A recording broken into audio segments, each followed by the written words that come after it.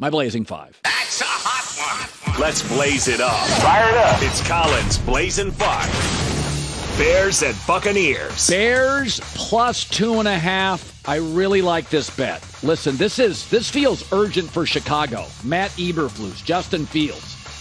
They had the number one rushing offense in this game, in this season last year, right? Number one. Tampa's last. Tampa can't run, meaning more pressure on Baker Mayfield, who got a bunch of turnovers, and they still only scored, 20 points last week? If you look at the rushing offenses, total mismatch. Baker's 2-8 as a starter in his last 10. Baker is banged up right shoulder. I don't think Tampa views themselves as anything other than a team that could, wild card team. Chicago feels like the season. Opinions.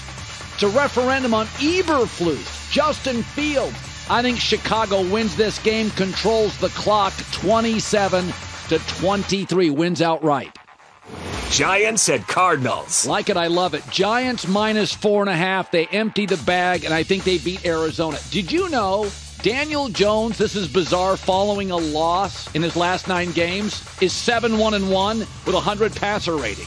This team has run for 100-plus rushing yards in 7 straight games. Listen, they're 0-4 against the Cowboys and Eagles recently. They're 9-3-1 against everybody else. They don't match up with a young O-line against the Eagles and Cowboys. They match up with Arizona, who's got a backup quarterback, Josh Dobbs, who averaged 4.4 yards an attempt with a defensive coach.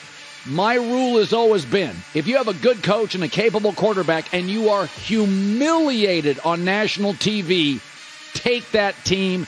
Bettors may stay away. Giants win. They just can't beat the Eagles and the Cowboys. Giants win 28-20 and look like a much better team.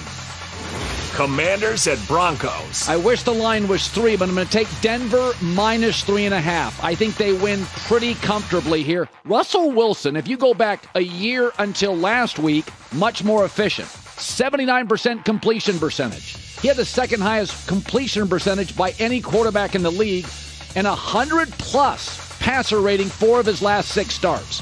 Does he have the juice he used to? I don't know, but this is a coaching mismatch. Jerry Jeudy returns. Now they got Cortland Sutton. Jerry Jeudy, a nice run game. Russell Wilson's got a real coach.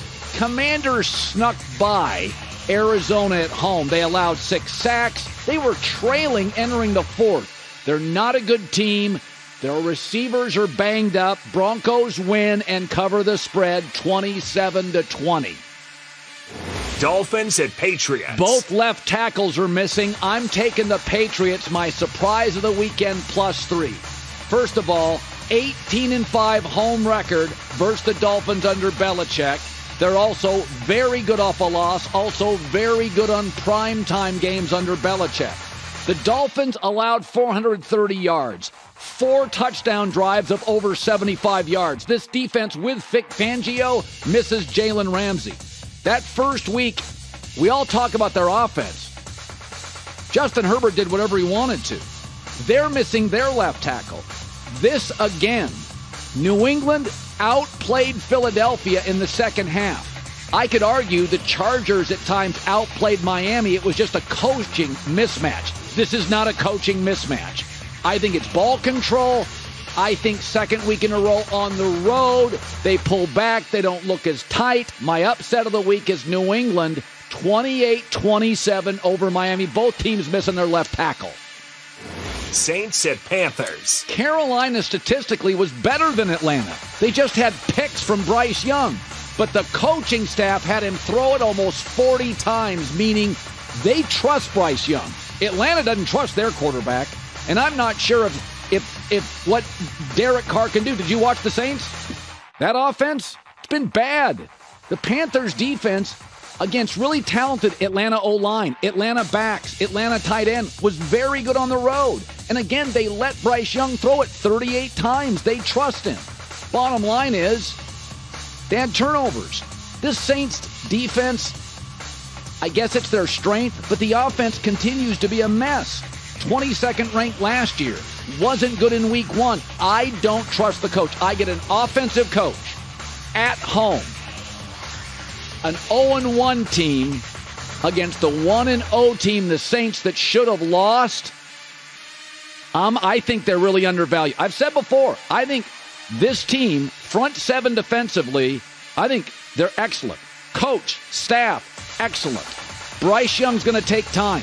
But letting him throw 38 times lets you know the coaches totally trust on the road 38 times. These coaches trust him.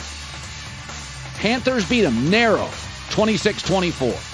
Hi, everybody. Thanks for watching. Subscribe here to get the latest from the show.